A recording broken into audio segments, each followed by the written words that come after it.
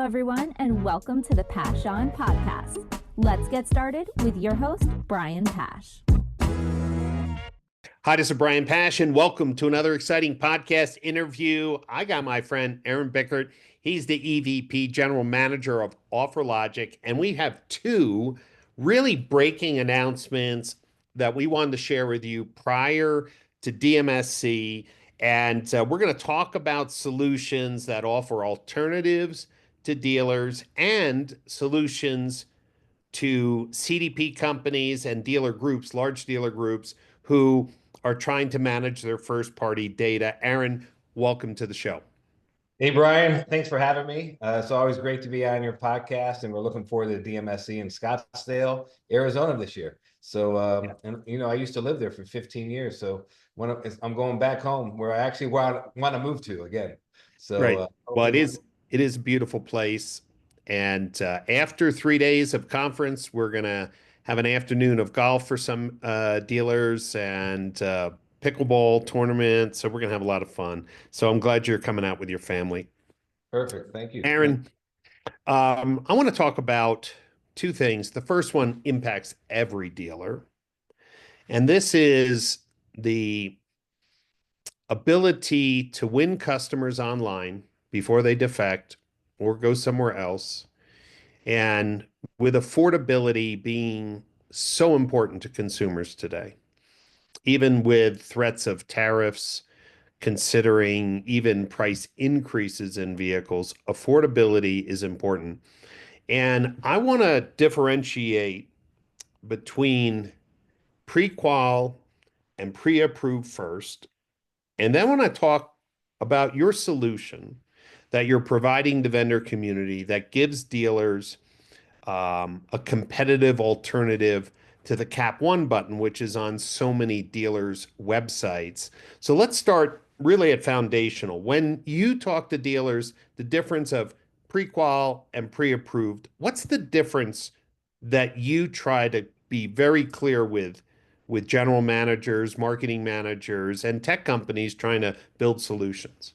Well, yeah. Well, first of all, Brian, pre-qual and pre-approve are almost the same thing. In a lot of people's mind, it's almost the same thing. But most people get confused. What is pre-qual? What is pre-screen? And what is pre-approved? But let me just walk you through a couple things. Thank you. One thing real quick is, if you think about this, we've all bought houses in our past, right? We all went out there and we all bought a house. And we all want to talk to either a lender, like a Wells Fargo, Bank of America, or Ameris Bank. We go to a lender or we go to a mortgage broker. But the first thing they ask you, Brian, is all the time, what do they ask you? They ask you for your social security number. And they ask you how much money are you making? So what are they doing? They're getting you pre-approved, right? They want to know what you can afford and if you can afford it. So this is exactly what we're talking about here. So pre-qual is great. You know, you fill out a 5-liner information, you do all that great information. It comes out, it doesn't hurt the customer's credit score at all. There's no inquiry. It's a wonderful solution. And it's basically the number 1 or number 2 lead provider for every dealership that I've ever seen. We'll just say 98% of every dealership. Right. I'm not going to say 100%, just because there's always a 2% or 3% that's not going to be there. But now with pre-approval, if you think about pre-approval, why not take it to the next level, right? Where you actually take the VIN number of that particular unit, take all the published rates that are sitting out there from all the captives. So let's just say you're a Ford dealership. You have Ford Financial. You might use Ally Loan. You might use Bank of America. You might use US Bank, or whoever lenders that you're doing. Why not have all the lenders that particular dealership uses? Take that VIN number, take the selling price of that particular vehicle, take 10% down, whatever it is, figure out a credit score that is very, let's say, compliant for your dealership, or like, you know, that you can live with, and say, hey, take that information, and now we can pre-approve you on that particular VIN or that particular vehicle in real time using that loan. So in milliseconds, you can figure out exactly what the lease payment is, the finance payment, or the APRs of what that customer is approved on, versus just pre-qual. It's just a credit score at the end of the day. So really, at the end of the day, we stole the idea, and I'm going to walk you right through it. You know, and it's your favorite company in the whole wide world. You know, listen, everybody, this is your favorite company because you said it multiple times on stages. I've heard you for the last 3-4 years. You know, at Cap 1, this was the catalyst one thing about Cap One, they siphon all the information off the dealership's website, and then they send you letters in the mail. They send you credit card information in the mail. So reality, and they don't ever mention the dealership's name. So this is a replacement of Cap One's information onto a dealership's website using your lenders, not just Cap One lenders. But reality is, just thinking of it as a pre-approval in the mortgage industry has now come to the auto industry, now on your Wow. website. And I think one of the other things that dealers should understand is when your tools are implemented, because you're selling to website companies, digital retailing companies, that will all be compliant with the Automotive Standards Council. So dealers are going to be able to see every step the consumer makes. They'll see that data in GA4. They're going to see that data in their CRM. So there's full transparency available, and the leads that convert through this pre-approval process are owned 100% by the dealer. Yeah, not only, yeah, so exactly. So everything is 100% compliant. You're going to be able to see all the analytics through the G4. You're actually going to be able to see the emails come through. It's completely compliant with Equifax. And then the last thing is, through your CRM, you're going to actually be able to keep track of the attribution of every one of those sales. So at the end of the day, you're not only keeping track of the analytics, it's fully compliant, but you also have the attributions of those leads coming in. So you actually know exactly how much gross you're making on every particular unit that you sell through the pre-approval process. And you know what? Some people listening to the podcast may miss that little detail. There are payment tools on dealer websites, pre-approval tools on dealer websites that don't take into account the marketing channel, right? So if it was a Google ad or a Meta ad or an email marketing or a TikTok, whatever, when that referral traffic comes into the dealer's website, if those iframe tools or the tools built into the core website are not capturing that source and medium and campaign name, the dealers don't know where that conversion comes from. And I think this is one of the last areas of black holes on dealer websites. I understand the value of putting a pre-qual tool Yes. on a website and a pre-approval tool on a website, but none of it makes sense to me if they're not fully transparent to the marketing efforts, the traffic journey that generates the lead. Well, yeah, I always say, it's like Connect Four, right? If the dots are not connected, right, all the way across from the beginning to the end, right, you're not gonna. It's a loser. At the Right. end of the day, why would anyone in their right mind put anything on a website that doesn't connect which medium it came from or multiple mediums it came from with an attribution at the end of the day? Because at the end of the day, you remember the old saying, Brian, if I had $100,000 to spend on an advertising budget, I wonder which 50,000 is working, which 50,000 isn't, right? Right. But now with all the connectivities that we have through G4 and the attributions and all the CDP information that we know exactly what's happening in the marketplace, and we know where that particular consumers come. And now all the dots are being connected all the way through the process at the end of the day. You mentioned CDPs, and that's the second thing I wanted to talk about. Um, Man, there's a lot of acronyms. When we talk to customers about managing their first party data, we have CDP, Customer Data Platform, CXP, Customer Experience Platform. We have CEP, Customer Engagement Platform, and it is getting, let me see, Dealer Management Platform, whatever. Yeah, So DNS. but the truth is, whether the acronym fits or not, dealers are more and more interested in managing and activating their first party data. And what they need to understand is that a CDP isn't aware of the automotive industry. It doesn't know rates and residuals, offers, discounts at a VIN level, EV rebates, incentives, state taxes, whatever.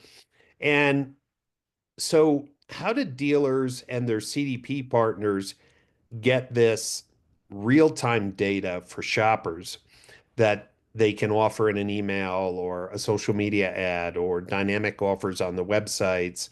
And that's where you're really coming out to the marketplace with an offer management platform. For our listeners, especially those who understand the CDP in itself, its only job is to unify customer data and keep track of every interaction that they're doing, every email they open, every phone call, every text message they respond to, what pages they were shopping. They know nothing about banking, finance, rebates, incentives. What's your vision for the offer management platform? Okay, well, first of all, that's a lot. There's a big vision there, massive vision. It's probably too big that we might have to be on this call for another 2, 3 hours for that for that vision to happen. But I'm going to try to bring it down to simplistic levels here, because what happened is everyone knows who comes to your meetings that OfferLogix works with Lithia, and this Right. all basically came out, and they have a CDP they work with internally at Lithia. And it's a great CDP. I'm not going to mention the name of the company that they work with, but Right. we work with them a lot. And one of the big things is that, as we've spoken to you and a lot of other great industry experts in the field, is the syndication of payments across all the different mediums, right? And what One OfferLogix, source. one source. So what OfferLogix is famous for, and what we're great at, is our penny perfect payments. But the other piece of the puzzle is now syndicating those payments off. So if you called a dealer today, Brian, and said, "Hey, you're advertising that? Let's just say Ford Explorer for $399 a month with $29.95 down." I guarantee you, if I went to their website, it would not have a Ford Explorer there for $399 with $29.95. I guarantee you the email does not say, $399, $29.95. I bet you the OTT ad doesn't say it either. Whatever it is, it's very inconsistent. So one of the things that we worked with, say that again? Yeah, I agree. Because it's typically multiple vendors Yeah. making assumptions or putting some base offer from some matrix with no consistency. Exactly. Or they're just making it up out there on the fly, and they're trying to figure it out. So one of the things that we worked with Lithia and all their preferred partners was syndicating the data out to all the preferred partners. So we at OfferLogix came out with a offer management platform. Now I know you love CDPs, and I know we got CXPs and everything. So we decided to have our own acronym. We call it the OMP, right? Offer management platform. Oh, everyone laughs at me when I say this, OMP at the end of the day. But reality is we're the only ones in the marketplace that not only have a pre-approval solution, but we also have an OMP, offer management platform, that can tie into any CDP or CXP and be able to syndicate that out to all your vendors. I mean, you think about what just went on in the marketplace. I mean, you had the Lindsay Automotive Group in DC here, where I live, just got taken down by the FTC. You also had the other group out of Chicago. I'm having a blank right now, but I think it was called the Leader Group out of Chicago, right? They just had a $20 million fine. FTC is now looking at all these different things of how they can now get all this information. I mean, but if you look at the Lindsay Automotive Group FTC ruling, they're going after the general manager, and the general manager doesn't even own part of the dealership. I mean, they're going after him, suing him because the payments are not correct. So we can bolt on all the inventory for that particular organization, that group, that dealership, and be able to provide you with an OMP, offer managers, rebates, incentives, payment calculations, quoting engine, lease and finance payment, and we're able to syndicate that information out to keep you, which every dealership wants to make sure they're completely compliant within the marketplace today. So that way it gives you and everyone always says the Amazon experience, but I'm just going to say it gives you the complete personalized experience now, right? Versus the Amazon experience, because I think Amazon, we all use that too much now. So now I'm Right. just going to say personalized experience across all the mediums of advertising, all the way into in-store. So out of the store and in-store, gives you the complete experience across the platform. So we call it the OMP, and we're the only ones that offer it through the platform. And we're completely syndicating now through every Lithia preferred partner. And there's probably a good 20 of them now that are preferred, and all their dealerships are completely consistent with all their payments and completely compliant through their legal department. So we would love to figure out how to get that throughout all the other big dealer groups throughout the United States, because that's who they're going after. They're not Right. trying to go after the mom and pop stores. Well, listen, at the Digital Marketing Strategies Conference, we're bringing new solutions, breakthroughs in connecting marketing message with consumers, whether it's through identity resolution, CDPs, OMPs now. Um, One of the core thing is how do you generate at scale OEM compliant, legally compliant, consistent marketing offers? And this is where the OMP comes in. Also, dealers are looking to increase lead conversion. And what you're saying is, look, we have the tools, but are they fully compliant with your business rules? Like, do you know where the data is going? Do you know what the data is used for? Do you have full clarity of conversions and analytics? Are you able to associate marketing, traffic, and investments to conversions? And that's one of the topics we have at DMSC, which is optimizing conversion and website experience. Right. This is where dealers have to start thinking differently and take ownership of their website and their marketing to keep them out of legal troubles, but also to increase conversion, visibility, marketing optimization. And obviously, for the larger dealer groups, with CDPs, or even the smaller groups with CDPs, the OMP makes sense. And since dealers feel that they only have one choice with Cap One, to get pre-qual at scale, you're offering transparent pre-qual for all of their vendors, just not one lending institution. To me, that offers a compelling reason to test it. That's correct. But let's go back to the OMP, because if you think about the OMP, it keeps the dealer completely compliant. All the privacy issues are there. All the mediums are completely consistent. But the last thing I didn't mention was it also comes with all the disclaimers. It comes with all the Reg M and Reg Z disclaimers too, as well. Completely customizable for that particular dealership. So when they go to market and are one click away, now all the disclaimers are completely compliant. So imagine now an email goes out and it's a different disclaimer than the one on the website. And the website is completely different than the OTT. So what we're trying to say is we're going to be the industry expert of syndicating your data out to all the third-party vendors that you work with to make sure that you're completely compliant and all the privacy issues are taken care of, and you give the best personalized experience. And the last thing with the pre-approval stuff, we're also the only ones that allow you. Now, the other organizations will say they give you a full credit report. That is not true. What we're saying to you is we provide you also with a full-blown Equifax credit report through the pre-approval, and it's completely compliant versus just a summary page. I literally was just on a call with our new with an OEM showing that to them, and we're going to be going live with this new OEM probably in the next 3.5 to 4 weeks. They signed the agreement, and that's another thing that we're going to talk about at DMSC too as well. This new partnership that we just went live with for our OEM for the pre-approval process. Well, Aaron, I'm really excited for DMSC because we have some real breakthrough technologies. And again, the theme is how can we do more with our marketing dollars? How do we convert more, measure better? How do we create personalized experience? How do we keep ourselves out of legal trouble on all of the topics surrounding our marketing investments and strategy? And that's why I'm encouraging dealers, dealer principals, general managers, come out with your marketing manager, learn together. And of course, all the website companies will be there, all the digital retailing companies will be there. And if they don't have this solution, you can pull Aaron right over to them and say to them, look, I want this consistency for my dealer group. It makes a lot of sense. Aaron, I'm really excited about how data and data connections are happening. You have robust APIs, so you can connect into any CDP or data lake, right? I mean, there's no limitations or costs of data integration, right? No cost, no. Right. Just when you use the data, there's a cost. Yeah, That's it. of course. Yeah, yeah. I love it. I love it. I just had to make sure I say that. There's only cost when there's a data when you use the data. At the end Yeah, of the day. Yeah, that's yeah. fine. That's data on demand, software as a service. That's what it is. No, and we integrate, as you know, with a ton of vendors.